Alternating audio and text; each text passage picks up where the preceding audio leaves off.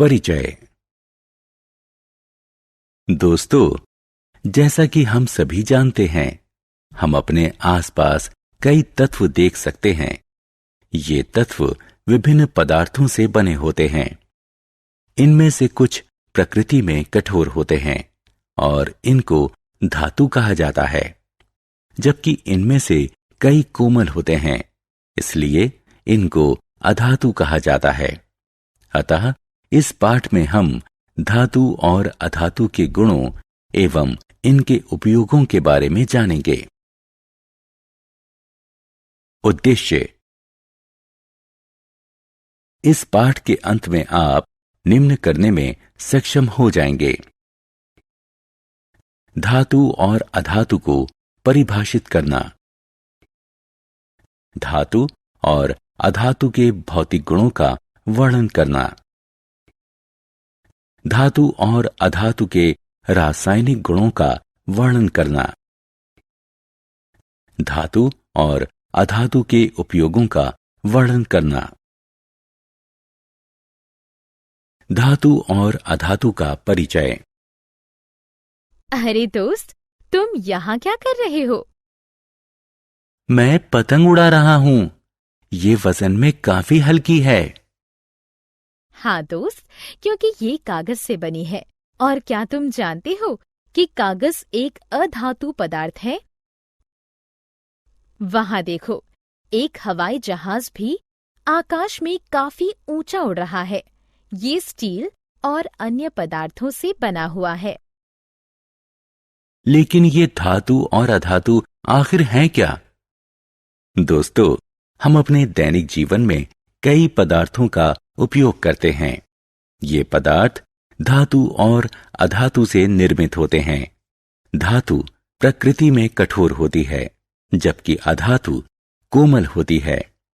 यहां धात्विक और अधात्विक पदार्थों की तालिका दी गई है।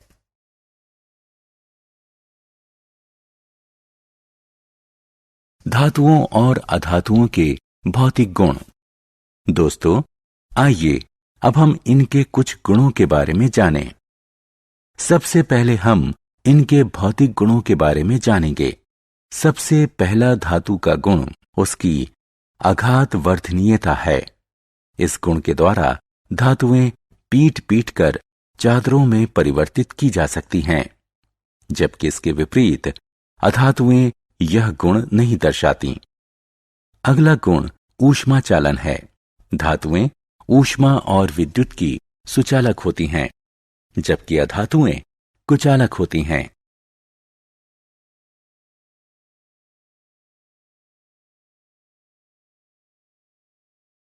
तन्यता धातु का ऐसा गुण है जिसके द्वारा इससे तार बनाए जा सकते हैं। यह धातुओं का तीसरा गुण है।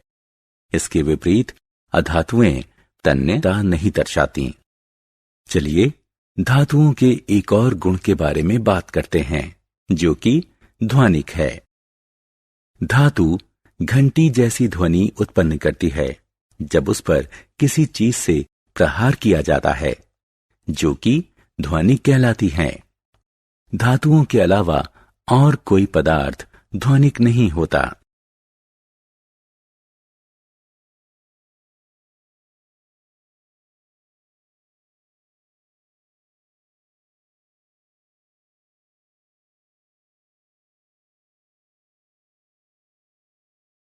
तो दोस्तों, इन गुणों के आधार पर हम कह सकते हैं कि धातुएं कठोर, चमकीली, आघातवर्ध, तन्य, ध्वनिक और ऊष्मा तथा विद्युत की सुचालक होती हैं।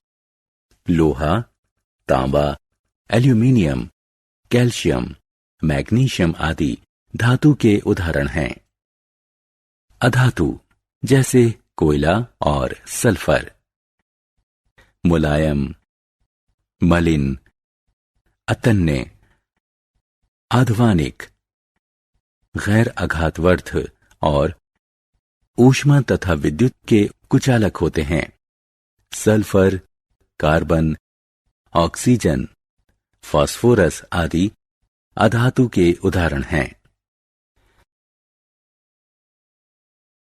दोस्तों, धातुओं और अधातुओं के भौतिक गुणों की चर्चा कर लेने के बाद आइए जानते हैं उनके रासायनिक गुणों के बारे में। कई धातुएं ऑक्सीजन के साथ अभिक्रिया करती हैं और उसके ऑक्साइड का निर्माण करती हैं। जंग, लोहा ऑक्सीजन और जल की अभिक्रिया के परिणाम स्वरूप उत्पन्न होता है। धात्विक ऑक्साइड प्रकृति में मूल रूप से पाई जाती है। सल्फर जैसी अधातु ऑक्सीजन के साथ अभिक्रिया करके सल्फर डाइऑक्साइड गैस देती है। जब इस सल्फर डाइऑक्साइड को पानी में घोला जाता है तो सल्फर अम्ल का निर्माण होता है। आमतौर पर अधातुओं के ऑक्साइड प्रकृति से अम्लीय होते हैं।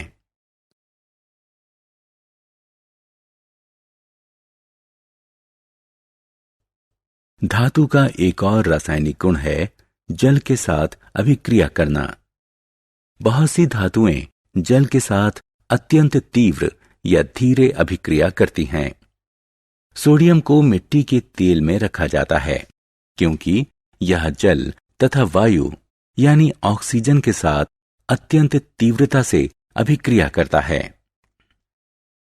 आइए अब धातुओं और अधातुओं की अम्लों के साथ अभिक्रिया के बारे में जानते हैं। धातुएं अम्लों के साथ अभिक्रिया करके हाइड्रोजन गैस उत्पन्न करती हैं, जबकि अधातुएं अम्लों के साथ अभिक्रिया नहीं करती।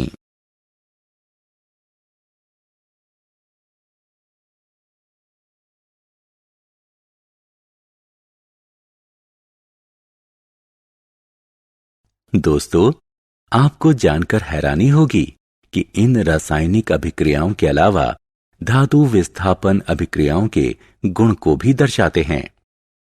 हम एक विस्थापन अभिक्रिया यहां देख सकते हैं जहां एक धातु दूसरी धातु को उसके यौगिक के जलीय विलयन से विस्थापित कर रही है।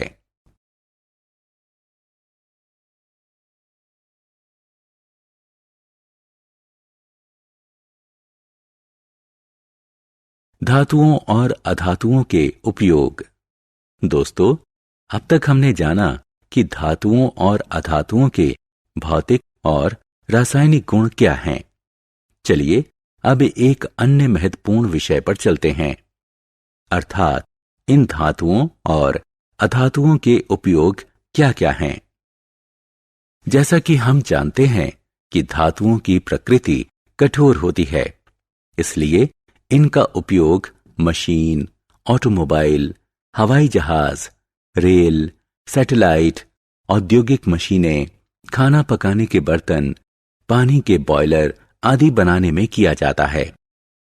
अधातुएं इतनी कठोर नहीं होती, इसलिए इनका उपयोग उर्वरक, जल शुद्धिकरण प्रक्रिया, जीवन सहायक वायु, पटाखों और बैंगनी रंग का घोल जो कि एंटीसेप्टिक के तौर पर चोट पर लगाने आदि में किया जाता है।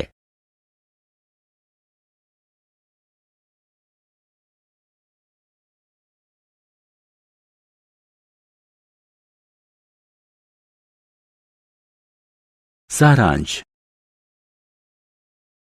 आइए हमने जो कुछ सीखा है उसे संक्षेप में दोहराएं।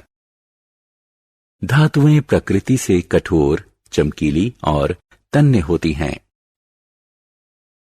धातुएं तन्य, ध्वनिक और ऊष्मा तथा विद्युत की सुचालक होती हैं। लोहा, तांबा, एल्यूमीनियम, कैल्शियम, मैग्नीशियम आदि धातुओं के उदाहरण हैं। अधातुएं प्रकृति से मुलायम, मलिन और अतन्य होती हैं। अधातुएं अध्वानिक, गैर आघातवर्ध और ऊष्मा तथा विद्युत की कुचालक होती हैं। सल्फर, कार्बन, ऑक्सीजन, फास्फोरस आदि धातुओं के उदाहरण हैं। धात्विक ऑक्साइड बनाने के लिए धातुएं ऑक्सीजन के साथ अभिक्रिया करती हैं, जो प्रकृति में क्षारीय होती हैं। अधातुएं अधात्विक ऑक्साइड बनाने के लिए ऑक्सीजन से अभिक्रिया करती हैं, जो प्रकृति में अम्लीय होती हैं। कुछ धातुएं धात्विक हाइड्रोक्साइड और हाइड्रोजन गैस बनाने के लिए जल के साथ अभिक्रिया करती हैं, जबकि अधातुएं जल के साथ अभिक्रिया नहीं करती। धातुएं अम्ल के साथ अभिक्रिया करती हैं और धात्विक लवण तथा हाइड्रोजन गैस बनाती हैं। आमतौर पर अधातुएं अम्लों के साथ अभिक्रिया नहीं करती। विस्थापन अभिक्रिया में अधिक अभिक्रियात्मक धातु निम्न अभिक्रियात्मक धातु को उसके यौगिक के जलीय विलयन से विस्थापित कर देती है। धातुएं और अधातुएं दैनिक जीवन में व्यापक स्तर पर उपयोग की जाती हैं।